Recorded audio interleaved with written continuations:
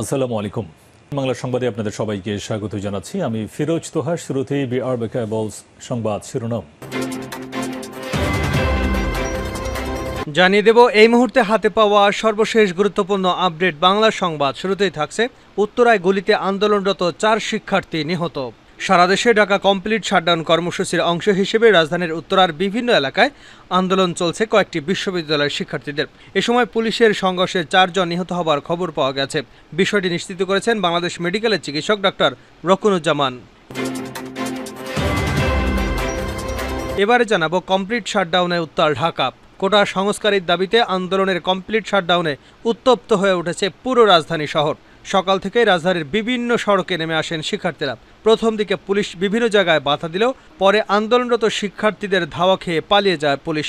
দুপুর 12টার পর রাজধানীর বিভিন্ন পয়েন্টে অবস্থান নেন শিক্ষার্থীরা। এরপর তারা দফায় দফায় বিক্ষোভ করছেন। কোথাও কোথাও পুলিশের সাউন্ড গ্রেনেড নিক্ষেপ করে শিক্ষার্থীদের সরিয়ে দেওয়ার চেষ্টা করছেন। এতে পরিস্থিতি আরও উত্তপ্ত হয়ে উঠেছে। ইতিমধ্যেই ঢাকার বেশিরভাগ এলাকায় দখলে নিয়েছেন আন্দোলনরত শিক্ষার্থীরা। সময় যত গড়াচ্ছে আন্দোলনের তীব্রতা ততই বাড়ছে। এদিকে অবরুদ্ধ পুলিশ সদস্যদের উদ্ধার করল র্যাবের হেলিকপ্টার।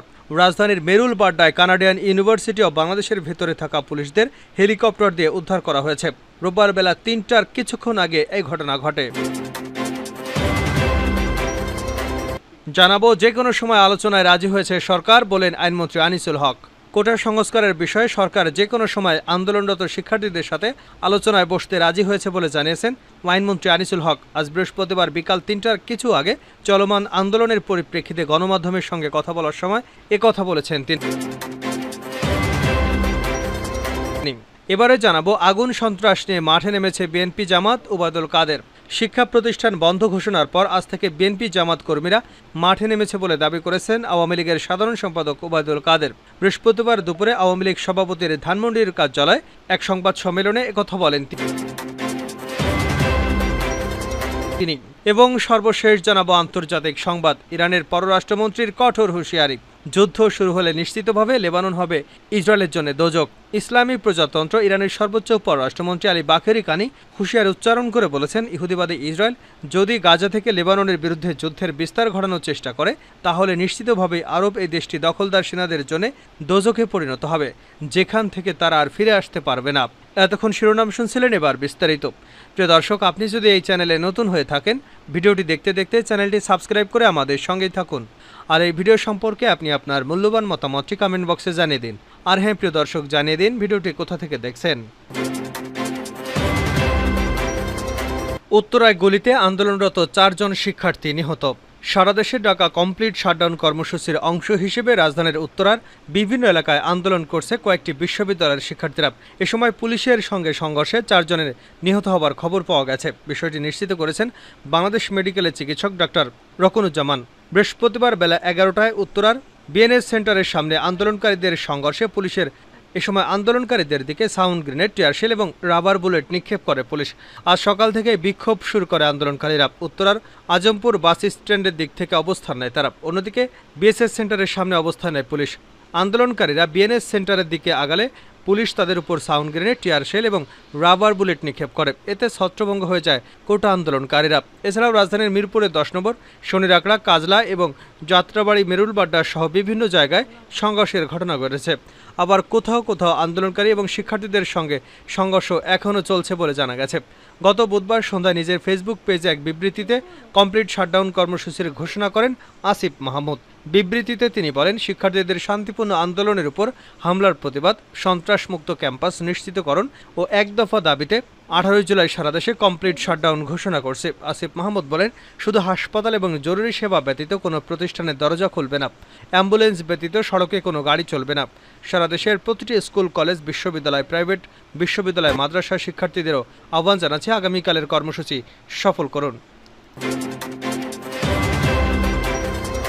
কমপ্লিট শাটডাউনে উত্তাল ঢাকা। কোটা সংস্কারের দাবিতে আন্দোলনে কমপ্লিট শাটডাউনে উত্তপ্ত পুরো ঢাকা।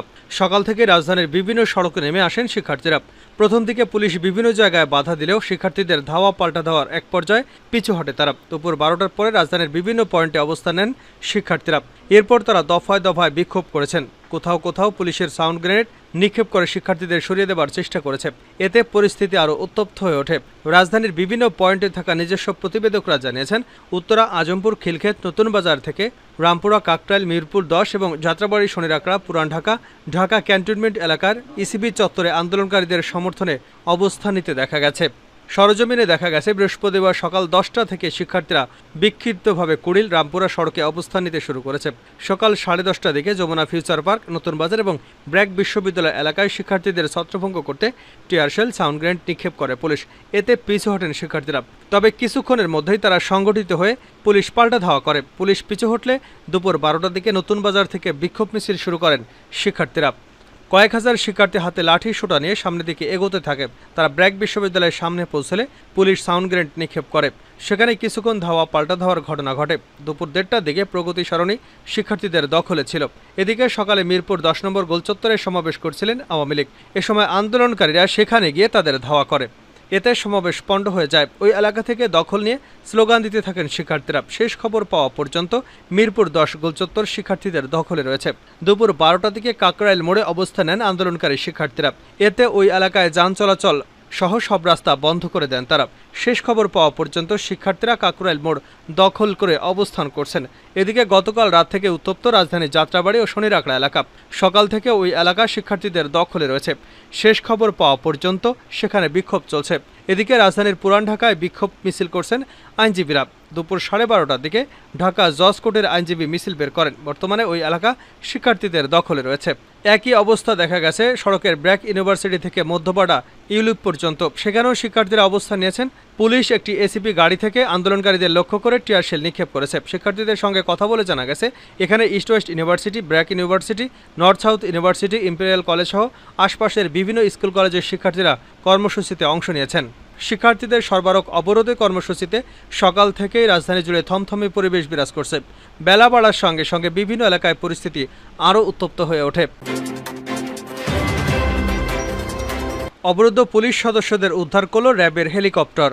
রাজধানীর মেরুল বাড্ডায় কানাডিয়ান ইউনিভার্সিটি ও বাংলাদেশের ভেতরে থাকা পুলিশদের হেলিকপ্টার দিয়ে উদ্ধার করেছে র্যাব। বৃহস্পতিবার বেলা 3টার আগে এ ঘটনা ঘটে। কমপ্লিট শাটডাউনের অংশ হিসেবে রাজধানীর মেরুল বাড্ডা এলাকায় সরকারি চাকুরিতে কোটার বিরোধিতা করে আন্দোলনে নামেন ব্র্যাক বিশ্ববিদ্যালয়ের শিক্ষার্থীরা। শিক্ষার্থীদের সঙ্গে সংঘর্ষের পর কিছু পুলিশ সদস্য কানাডিয়ান ইউনিভার্সিটির ভেতরে অবস্থান নেন। পুলিশ ভবনের ভেতর থেকে শিক্ষার্থীদের লক্ষ্য করে টিয়ারশেল নিক্ষেপ করলে শিক্ষার্থীরা জড়ো হয়ে সেই ভবনে ভাঙচুর করেন। বিশ্ববিদ্যালয়ের ভেতর থেকেই পুলিশের ছড়াগুলি এবং রাবার বুলেট ছোড়ে। এতে আহত হয়েছে অনেকেই।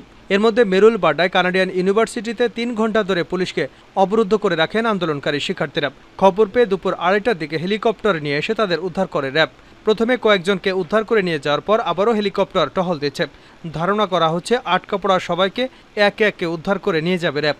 শিক্ষার্থীদের দাবি, পুলিশ বিনা উস্কানিতে ব্র্যাকের শিক্ষার্থীদের উপর হামলা করেছে। এমনকি তারা ক্যাম্পাসের ভেতরেও টিয়ারশেল নিক্ষেপ করেছে। পুলিশের হামলায় বেশ কয়েকজন শিক্ষার্থী আহত হয়েছেন।